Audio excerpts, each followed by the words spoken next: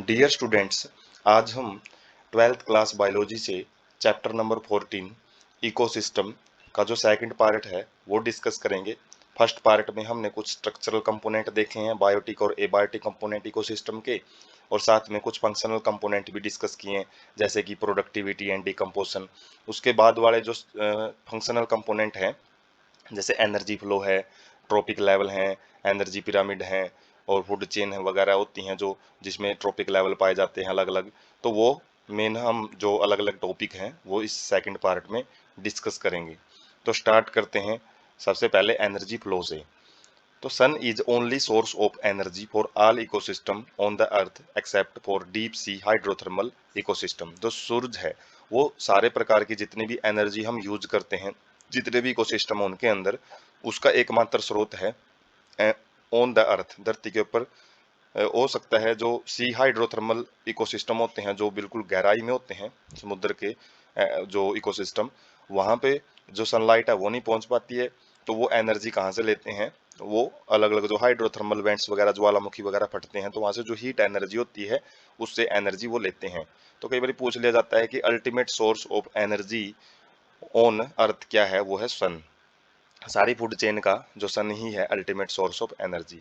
Photosynthetically active radiation, जिसको PAR बोलते हैं शॉर्ट फॉर्म, ये कई बार पूछ ली जाती है, is less than 50% of incident solar radiation. जितनी भी सोलर रेडिएशन धरती पे गिरती है उसका केवल 50% ही फोटोसिंथेटिकली एक्टिव रेडिएशन का मतलब फोटोसिंथेसिस उस रेडिएशन से हो सकती है। मतलब पूरी सनलाइट से फोटोसिंथेसिस नहीं हो सकती, उसमें से केवल एक ऐसा रीजन होता है, वो 50% ही पाया जाता है जो फोटोसिंथेसिस करवा सकता है। Plants and photosynthetic bacteria autotrophs capture only 2 to 10% of PAR to make food.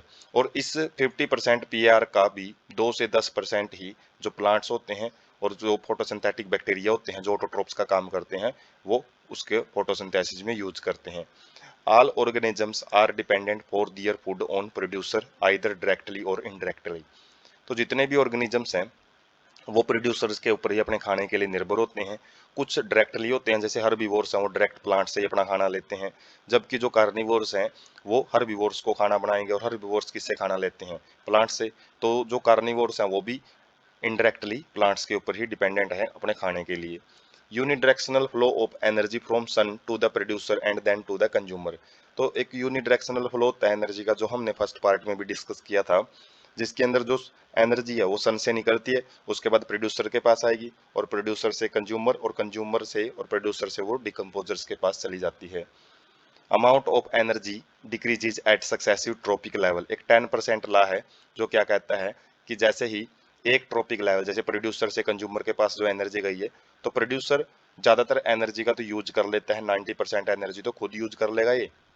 बाकी जो केवल 10% एनर्जी ही ये नेक्स्ट ट्रॉपिक लेवल में भेजता है, जैसे हर्बीवोर्स के पास भेजेगा। Ecosystem need a constant supply of energy to synthesize molecule to counteract universal tendency towards the increasing disorder disorder liness। तो जो इकोसिस्टम है इसको लगातार एनर्जी की जरूरत पड़ती रहती है, क्योंकि एनर्जी एक जगह से, साइकिल तो है नहीं है कि यहाँ पे कि एनर्जी बार बार उसी फॉर्म में आ रही है फिर दोबारा यूज कर रहे हैं। जिसकी इसमें यूनिडायरेक्शनल फ्लो ऑफ एनर्जी होता है, जिसमें एनर्जी एक बार एक लेवल से आगे चली गई तो वो वापस नहीं आती है। तो कांस्टेंट सप्लाई की जरूरत पड़ती है एनर्जी की, क्या करने के लिए? काउंटरएक्ट का मतलब होता है निपटने के लिए, किससे? Universal tendency towards increasing disorderliness. जो एक डिसऑर्डर लाइनेस होता है, जैसे एंट्रोपी पढ़ा जाता है केमिस्ट्री के अंदर, थर्मोडायनिक्स में, जिसके अंदर जो डिसऑर्डरनेस बढ़ती रहती है इकोसिस्टम की, या फिर जो अर्थ की किसी भी चीज़ की डिसऑर्डरनेस है वो बढ़ती रहती है। तो उस डिसऑर्डरनेस को बढ़ाने के लिए क्या किया जाता है? इकोसिस्टम को लगातार एनर्जी की सप्लाई की जरूरत पड़ती है। उसके बाद है जो हम ट्रॉपिक लेवल और एनर्जी ट्रांसफर पढ़ रहे हैं, तो ट्रॉपिक लेवल का तो टॉपिक आगे रहेगा। तो एनर्जी फ्लो कैसे होता है? जैसे कि प्रोड्यूसर हैं, जो सबसे पहले प्राइमरी प्रोड्यूसर जिसको बोलते हैं, तो वो क्या करते हैं? वैसे प्रोड्यूसर हमेशा प्राइमरी होते हैं, तो वो ज़्यादातर एनर्जी जो भी इनका एक प्रोडक्शन होता है उसका केवल 10% ही नेक्स्ट ट्रॉपिक लेवल में भेजते हैं। और उसके बाद ये ट्रॉपिक लेवल है जो, मतलब जो एक कंज्यूमर है, कंज्यूमर क्या करेंगे आगे? सेकेंडरी कंज्यूमर को इसका 10% भेजेंगे। बाकी जो रेड कलर का पोर्शन है वो देख रहे हैं, वो कहाँ पे? एनर्जी रेस्पिरेटरी लॉस के अंदर है, वो ज़्यादातर फॉर्म है, 90% फॉर्म वो जिस भी ऑर्गेनिज्म के पास वो एनर्जी आती है उसको यूज कर लेता है, केवल 10% ही आगे के आगे ट्रांसफर करता रहता है, तो 10% अलाउ होता है। उसके बाद जो ब्लैक कलर की जो लाइनिंग है ये क्या शो कर रही है, जितना भी जब भी ये अलग अलग मटेरियल जब इनकी डेथ हो जाती है तो उनको डिकम्पोजर्स मिट्टी में मिला देते हैं।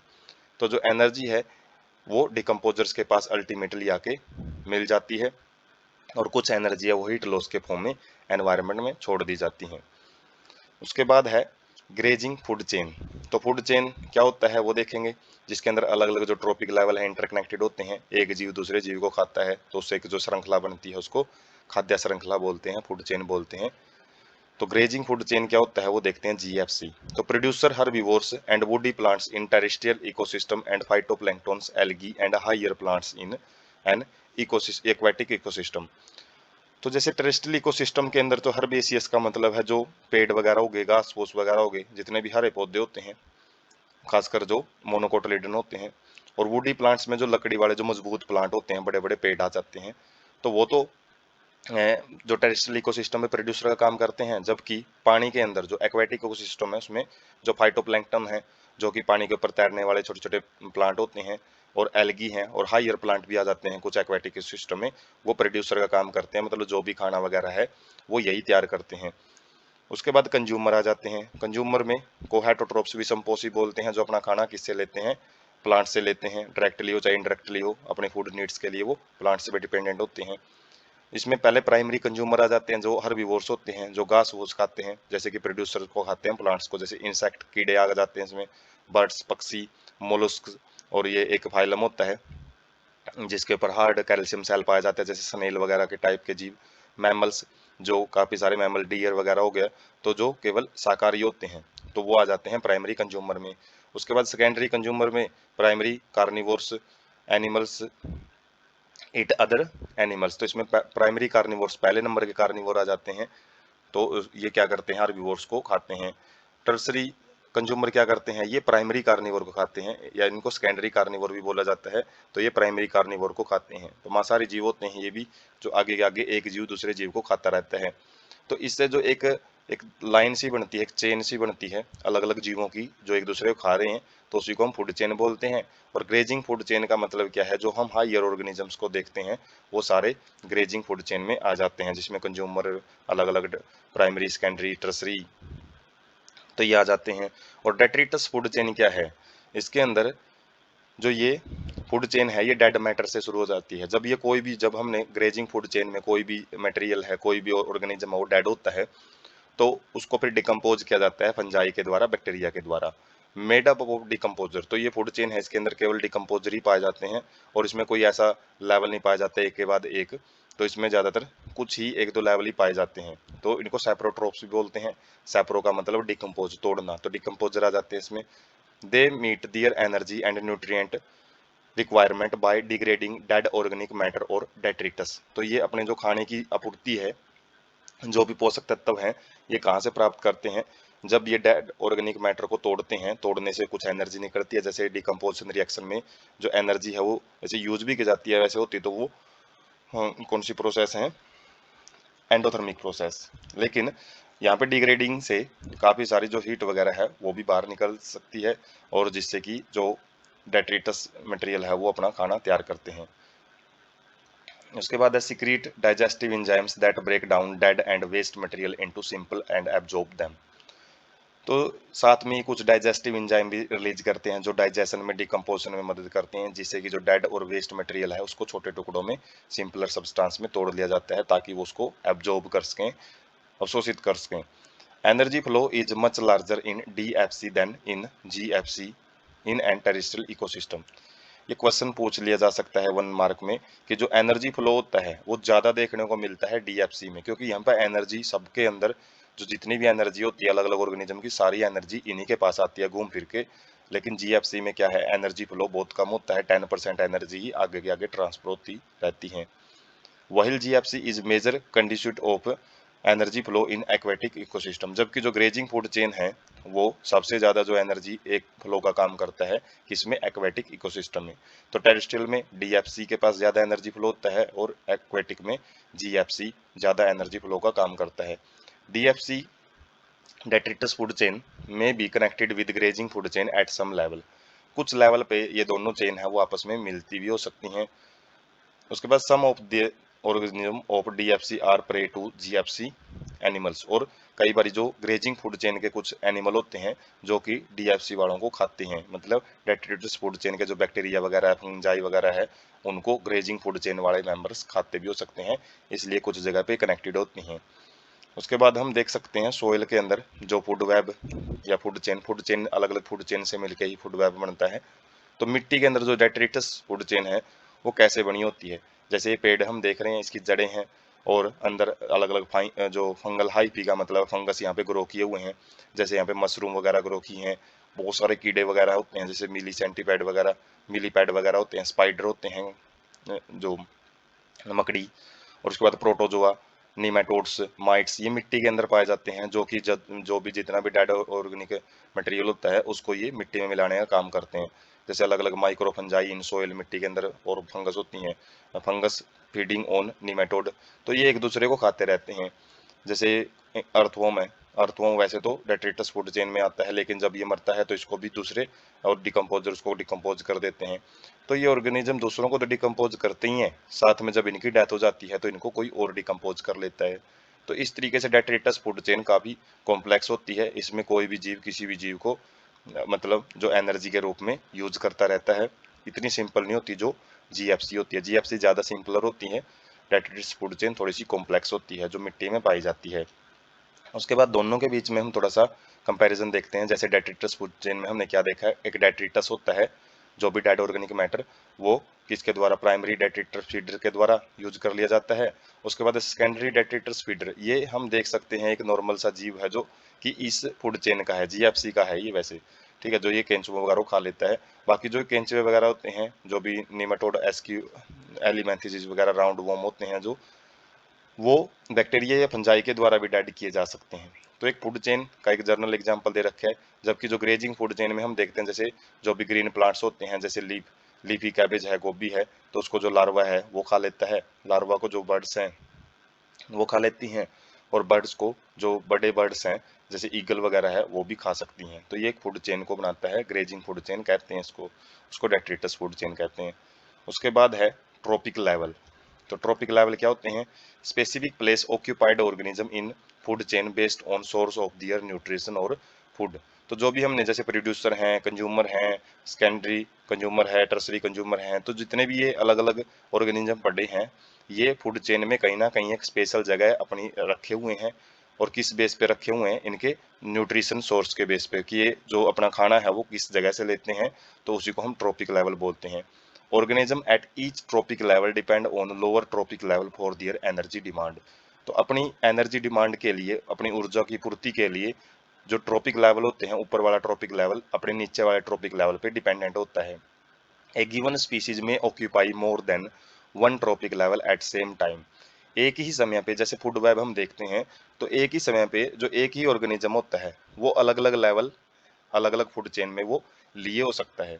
जैसे कि एक sparrow is a primary consumer when it eats seed fruit peas. जब ये शाकाहारी है चिड़िया, तो ये क्या है, एक प्राइमरी लेवल पे, प्राइमरी कंज्यूमर लेवल पे आएगी जब ये बीज वगैरह फ्रूट्स वगैरह खाती है। लेकिन यदि ये इंसेक्ट वगैरह या फिर वॉर्म्स वगैरह कीटों को खाती हैं, तो किस में आ जाती है, सेकेंडरी कंज्यूमर में आ सकती है। तो अलग अलग फूड चेन में अलग अलग जो ऑर्गेनिज्म होते हैं वो अलग अलग ट्रॉपिक लेवल ऑक्यूपाई किए हुए मिल सकते हैं। Trophic levels in A grass food chain, जो ग्रास फूड चेन होती है उसके अंदर जो ट्रॉपिक लेवल हैं वो कौन से होते हैं, एग्जाम्पल वाइज हम देख सकते हैं। फर्स्ट ट्रॉपिक लेवल है जैसे प्रोड्यूसर हैं, सेकंड नंबर पे हर्बीवोर्स आ जाते हैं, तो प्राइमरी कंज्यूमर भी बोल सकते हैं इसको। थर्ड वालों को प्राइमरी कार्निवोर्स बोल सकते हैं, इनको सेकेंडरी कंज्यूमर बोला जा सकता है। फोर्थ वालों को सेकेंडरी कार्निवोर्स आ जाते हैं, जिसको टर्सरी कंज्यूमर बोला जाता है। तो कंज्यूमर की जो लाइन है वो सेकंड नंबर ट्रॉपिक लेवल से शुरू हो रही है, और जो कार्निवोर्स की जो लाइन है वो थर्ड ट्रॉपिक लेवल से शुरू होती है, और एंड सो ऑन आगे की तरफ बढ़ते रहते हैं। वैसे ज़्यादा लंबी भी नहीं होती फूड चेन, वो 4 से 5 ऑर्गेनिज्म ही ज़्यादा से ज़्यादा उनके पास लिए होते हैं। उसके बाद है, ये हम देख सकते हैं अलग अलग जो ट्रॉपिक लेवल हैं। फर्स्ट ट्रॉपिक लेवल देख सकते हैं, प्रोड्यूसर आता है जिसमें ग्रीन प्लांट आ जाते हैं। सेकंड ट्रॉपिक लेवल को हम प्राइमरी कंज्यूमर बोलते हैं, जो क्या करते हैं, पहले नंबर पे कंज्यूम करना शुरू करते हैं। जैसे प्लांट को जो प्राइमरी नंबर पे कंज्यूम करेंगे वो हर्बीवोर्स आ जाते हैं। थर्ड ट्रॉपिक लेवल पे सेकेंडरी कंज्यूमर आ जाते हैं, जिसके अंदर जो कार्निवोर्स आ जाते हैं, जो कि हर्बीवोर्स को खाते हैं, जैसे मेंढक हो गया, मकड़ी वगैरह होगी, मछलियाँ होगी। उसके बाद फोर्थ ट्रॉपिक लेवल पे टर्सरी कंज्यूमर आ जाते हैं, इसके अंदर सेकेंडरी कार्निवोर भी इनको बोला जा सकता है। तो नाम अलग अलग हैं। फोर्थ ट्रॉपिक लेवल पे मिलेंगे आपको टर्सरी कंज्यूमर भी और सेकेंडरी कार्निवोर, ये एक ही होते हैं, सेकेंडरी कार्निवोर्स या फिर टर्सरी, जो क्या करते हैं, पहले वाले कार्निवोर को खाते हैं।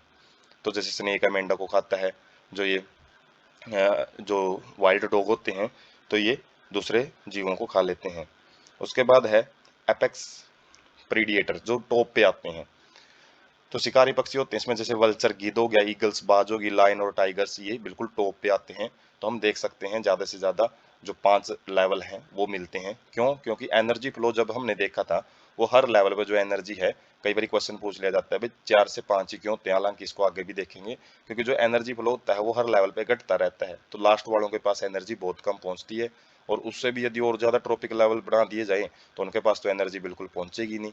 तो इससे जो अलग अलग ट्रॉपिक लेवल्स हैं उनकी संख्या 4 से 5 ही रखी जाती है।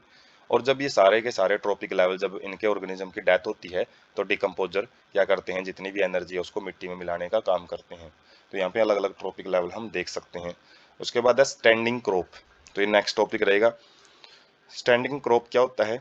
Certain mass of living material in each trophic level at a particular time, किसी भी विशेष समय पे प्रत्येक जो ट्रॉपिक लेवल है उसके पास कितना लिविंग मटेरियल प्रेजेंट है, कितने लिविंग ऑर्गेनिज्म वो लिए हुए हैं, उसको स्टैंडिंग क्रॉप बोला जाता है। Measured as mass of living organism, biomass और number in a unit area. तो कैसे मापा जाता है इसको?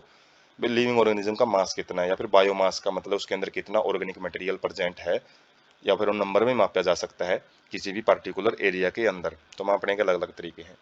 Biomass of a species is expressed in term of fresh और ड्राई वेट। तो बायोमास को हम दो तरीकों से माप सकते हैं। फ्रेश का मतलब है नया कितना वेट बना है, पहले से नया कितना एडिशन हुआ है। ड्राई वेट में मतलब जो वाटर वगैरह उसमें से निकाल के जो मटेरियल बना है नया, ड्राई वेट कहलाता है। तो हम स्टैंडिंग क्रॉप को इन दो तरीकों से भी माप सकते हैं। Measurement of biomass in terms of dry weight is more accurate. तो ड्राई वेट में ज़्यादा मापा जाता है स्टैंडिंग क्रॉप को। Number of trophic level in a grazing food chain is restricted to 4 to 5। ये हमने बात पढ़े लिए 4 से 5 ही होता है, कारण भी हमने देख लिया है। एनर्जी जो हर लेवल पे कम होती रहती है वो इसका मेन रीजन होता है। उसके बाद है इकोलॉजिकल पिरामिड, जो कि इस पार्ट का लास्ट टॉपिक रहेगा। इसमें हम पिरामिड पढ़ते हैं। पिरामिड क्या है? जैसे कि हम जो हिस्ट्री वगैरह में भी देखते हैं, इजिप्ट के पिरामिड। तो पिरामिड एक स्पेशल टाइप की स्ट्रक्चर होती है, जैसे प्रिज्म होता है, प्रिज्म भी एक पिरामिड फॉर्म ही होती है। तो ट्रायंगुलर फॉर्म होती है ये। तो क्या रिप्रेजेंट करती है? रिप्रेजेंटेशन ऑफ फूड और energy relationship between organism eight a different trophic level. अलग अलग ट्रॉपिक लेवल पे जो एनर्जी का एक क्या करती है, रिलेशनशिप, या फिर फूड का जो एक रिलेशनशिप शो करती है, तो उसको हम इकोलॉजिकल पिरामिड बोलते हैं। कैन बी एक्सप्रेस, इसको 3 फॉर्म में रिप्रेजेंट किया जा सकता है, नंबर में, बायोमास में और एनर्जी में। तो अलग अलग टाइप भी होते हैं पिरामिड के। Energy pyramid of number, pyramid of वो हम देखेंगे, बायोमास और एनर्जी के pyramid. Based on each pyramid represent producer और फर्स्ट ट्रॉपिक लेवल। तो जो बेस होता है, सबसे नीचे जो पिरामिड की शुरुआत होती है, जो आधार होता है, जैसे ट्रायंगल का आधार होता है, तो हमेशा प्रोड्यूसर या फिर फर्स्ट ट्रॉपिक लेवल को लिए होता है। जबकि जो एपेक्स, जो टॉप होता है, उसके ऊपर टर्सरी या फिर टॉप लेवल के कंज्यूमर पाए जाते हैं, जैसे हमने पिछले ट्रॉपिक लेवल में जो ट्रायंगल की टिप देखी थी। तो 3 टाइप्स का होता है ये जो पिरामिड है। 3 प्रकार के हो सकते हैं, pyramid of number, pyramid of biomass and pyramid of energy. तो इन्हीं को देखेंगे हम। वैसे 2 टाइप के पिरामिड और होते हैं उनकी शेप के बेस पे, upright and inverted pyramid. Upright pyramid क्या होते हैं? इन मोस्ट इकोसिस्टम, ज्यादातर इकोसिस्टम में जो ज्यादातर पिरामिड होते हैं वो अपराइट ही होते हैं, मतलब सीधे। ट्रायंगल जो हमने बेस है उसका चौड़ा जो नीचे लिया है, जो नुकीला सिरा उसका टॉप पे रखा है, उसको अपराइट बोला जाता है। Producer are more in number, ऐसे पिरामिड में प्रोड्यूसर है वो ज्यादा संख्या में पाए जाएंगे। And biomass than herbivores which further are more in numbers and biomass than carnivores. तो उसके बाद जो आगे का जो सेकंड है, सेकंड नंबर पे जो नंबर है ऑर्गेनिजम्स का वो कम मिलता है, और उसके बाद वो कम होता रहता है। जैसे ऊपर की तरफ जाएंगे तो एरिया भी वो कम होता रहेगा जो ऑर्गेनिज्म ऑक्यूपाई करते हैं। Pyramid of energy is always upright. तो पूछ लिया जाता है कि पिरामिड ऑफ एनर्जी हमेशा ही अपराइट मिलेगा, बाकी दो जो बायोमास के और जो नंबर के पिरामिड हैं वो अपोजिट भी इन्वर्टेड भी हो सकते हैं। तो एनर्जी का पिरामिड में सारा अपराइट क्यों मिलता है, क्योंकि एनर्जी पहले वाले ट्रॉपिक लेवल पे ज़्यादा है, उसके बाद 10% आगे जाएगी, उसके बाद उसका 10% जाएगी, जिसकी वजह से हर ट्रॉपिक लेवल पे जो एनर्जी है वो कम होती रहती है। और can never be inverted because energy at lower trophic level is always more than, वही बात है, ये कभी इन्वर्टेड नहीं हो सकता क्योंकि पहले वाले ट्रॉपिक लेवल पे एनर्जी हमेशा हाइयर होती है उससे ऊपर वाले से। इन्वर्टेड पिरामिड में इन्वर्टेड पिरामिड ऑफ नंबर और इन्वर्टेड पिरामिड ऑफ बायोमास दोनों आ जाते हैं। एग्जाम्पल इनके बड़े इंपॉर्टेंट हो जाते हैं, जैसे कि एक बिग ट्री है, कोई भी बड़ा पेड़ है, उसके ऊपर काफी सारे पक्षी हो सकते हैं और पक्षियों में काफी सारे पैरासाइट हो सकते हैं। तो जो प्रोड्यूसर है वो यहाँ पे सिंगल है और बर्ड्स काफी सारे हो सकते हैं उसके ऊपर, और एक बर्ड में काफी सारे पैरासाइट हो सकते हैं। तो हर लेवल पे जो नंबर ऑफ ऑर्गेनिज्म है वो बढ़ता जा रहा है और इसका जो पिरामिड बनाएंगे वो इन्वर्टेड बनेगा। जैसे हम आगे की स्लाइड में इनके डायग्राम देखेंगे तब ज्यादा क्लियरिटी आएगी। इन्वर्टेड पिरामिड ऑफ बायोमास का एग्जाम्पल क्या है, जैसे कि biomass of fish far exceed than phytoplankton and of large fish than a smaller one. तो जो बायोमास का मतलब ऑर्गेनिक मैटर कितना लिए हुए है, वजन कितना है। जैसे कि जो फिश हैं वो छोटे छोटे फाइटोप्लैंक्टन को खाती हैं, तो एक फाइटोप्लैंक्टन के कंपैरिजन में तो काफी सारे जो जो एक फिश होती है, एक सिंगल फिश, वो बहुत भारी होती है, उसका बायोमास ज्यादा मिलेगा। और इसी प्रकार से जो स्मॉल फिशेज होती हैं उनसे जो बड़ी फिश होती हैं, लार्ज फिश, तो वो क्या होती हैं, थोड़ी सी वजन में भी ज़्यादा मिलती है और बायोमास भी उनका ज़्यादा होता है। तो हम देख सकते हैं फाइटोप्लैंक्टन के पास कब बायोमास है, उसके बाद वाले ट्रॉपिक लेवल पे ज़्यादा है और उसके बाद वाले पे ज़्यादा है। तो इस प्रकार के पिरामिड को हम इन्वर्टेड बोलते हैं। लिमिटेशन ऑफ इकोलॉजिकल पिरामिड, तो जो इकोलॉजिकल पिरामिड है इनकी कुछ लिमिटेशंस भी होती हैं। क्या, does not take into account same species belonging to two और मोर ट्रॉपिक लेवल। जैसे हमने देखा था कि एक स्पीसीज कई बार एक से ज़्यादा ट्रॉपिक लेवल पे मिल सकती है, तो वो उनका अकाउंट नहीं लेता है। ये केवल एक सिंगल फूड चेन को ही बता पाता है, फूड वेब को नहीं बताता। Assumes a simple food chain wheel never exist in nature, तो एक सिंपल फूड चेन की जानकारी देता है जो कि कभी नेचर में एग्जिस्ट ही नहीं करती, क्योंकि जो फूड चेन है वो कॉम्प्लेक्सिटी के साथ पाई जाती हैं।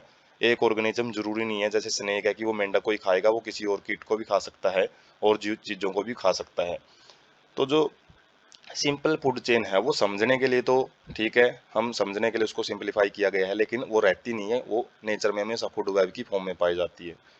Does not accommodate A food web, तो वही बात आ गई, इसमें इकोलॉजिकल पिरामिड कभी भी फूड वेब पे लागू होता ही नहीं है। फूड वेब जो काफी सारी जब फूड चेन आपस में इंटरकनेक्टेड हो जाती हैं तो उसको फूड वेब बोलते हैं। Saprophytes are not given any place in ecological pyramid, तो इकोलॉजिकल पिरामिड में जो डिकम्पोजर हैं उनको कोई जगह नहीं दी गई है, उनको एक साइड में रखा गया है। तो ये कुछ लिमिटेशन है जो पूछ ली जाती हैं इकोलॉजिकल पिरामिड की 2 मार्क क्वेश्चन में। तो उसके बाद इनके जो डायग्राम है वो देखते हैं हम। जैसे सबसे पहले पिरामिड ऑफ एनर्जी, ये हमेशा आपको क्या मिलेगा, अपराइट मिलेगा। अपराइट क्यों, क्योंकि जो सबसे लेवल पे जो प्रोड्यूसर लेवल पे जो एनर्जी हम देख सकते हैं 1000 किलो कैलोरी है, उसके बाद 100 किलो कैलोरी, उसके बाद 10 किलो कैलोरी, और कुछ जो एनर्जी है वो हीट के रूप में बाहर निकलती रहती है अलग अलग लेवल पे। जैसे प्राइमरी प्रोड्यूसर, यहाँ पे प्राइमरी कंज्यूमर, यहाँ पे सेकेंडरी जो कंज्यूमर है, और ये हमेशा अपराइट मिलेगा, वर्टिकल मिलेगा। उसके बाद जो पिरामिड ऑफ नंबर है, तो इसमें हम देख सकते हैं जो अपराइट पिरामिड है, एक अपराइट पिरामिड का एग्जांपल है, जैसे प्रोड्यूसर है वो ज़्यादा नंबर में है। उसके बाद ट्रॉपिक लेवल सेकंड नंबर पे जो ऑर्गेनिजम्स है, हर्बीवोर्स हैं, वो प्लांट से कम है। उसके बाद जो ट्रॉपिक लेवल्स थर्ड नंबर पे हैं वो और भी कम है, और अपेक्स पे जो सबसे कम पाए जाएंगे। क्यों, क्योंकि ये जिस भी ऑर्गेनिज्म को खाते हैं तो उनकी संख्या ज़्यादा रहनी चाहिए, तभी ये लंबे टाइम तक सर्वाइव कर पाएंगे। यदि ये ज़्यादा है और इनकी संख्या जो पहले वालों की कम है, तो ये क्या करेंगे, जल्दी जल्दी इनको खत्म कर देंगे, तो दोनों की संख्या ही खत्म हो जाती है। तो नेचर में स्टेबिलिटी के लिए पहले वाले ट्रॉपिक लेवल पे संख्या ज़्यादातर ज़्यादा रखी जाती है ज़्यादातर केसेज में। बाकी जो हमने इन्वर्टेड पिरामिड देखा था, जो बर्ड्स वाला एग्जाम्पल देखा था, एक बिग ट्री के ऊपर बर्ड्स हैं, बर्ड्स में पैरासाइट है, वो इन्वर्टेड पिरामिड ऑफ नंबर का एक एग्जाम्पल होता है। उसके बाद है पिरामिड ऑफ बायोमास। बायोमास के पिरामिड दोनों दिखा रखे हैं यहाँ पे, एक अपराइट है एक इन्वर्टेड है। तो अपराइट में जैसे कि प्राइमरी नंबर पे जो बायोमास है, जो वजन है वो कितना है, 1000 किलोग्राम है। उसके बाद अगले वाले पे 100 किलोग्राम है, उसके बाद 10 किलोग्राम है। तो ये जो बायोमास है वो हर लेवल पे डिक्रीज होता जा रहा है। तो ये क्या है, एक अपराइट पिरामिड है, वर्टिकल पिरामिड। जबकि इन्वर्टेड के अंदर क्या होता है, इन्वर्टेड में जो सबसे पहले लेवल पे हैं जो जू प्लैंक्टन्स, या फाइटोप्लैंक्टन से, उनका जो वजन कम होता है, उसके बाद जो प्लैंक्टन का थोड़ा सा ज़्यादा, उसके बाद स्मॉल फिशेज का उनसे ज़्यादा, उसके बाद बिग फिशेज का जो बायोमास है वो ज़्यादा होता है। तो एक्वेटिक इकोसिस्टम में हमको जो बायोमास का जो पिरामिड होता है वो इन्वर्टेड होता है, और टेरेस्ट्रियल पे जो बायोमास का पिरामिड होता है वो हमेशा अपराइट होता है। तो 1 मार्क के क्वेश्चन यहाँ से बहुत बार अराइज हो सकते हैं कि भाई जो पिरामिड है वो स्पेशल पूछ लेंगे, एक्वेटिक इकोसिस्टम के अंदर पिरामिड ऑफ बायोमास क्या रहेगा, इन्वर्टेड है, बोथ है, या फिर जो ऑप्शन टाइप में। तो यहाँ से क्वेश्चन मिस्टेक होने के बड़े चांस रहते हैं। तो यहाँ से हम एक क्लियर कट आइडिया ले सकते हैं इन पिक से।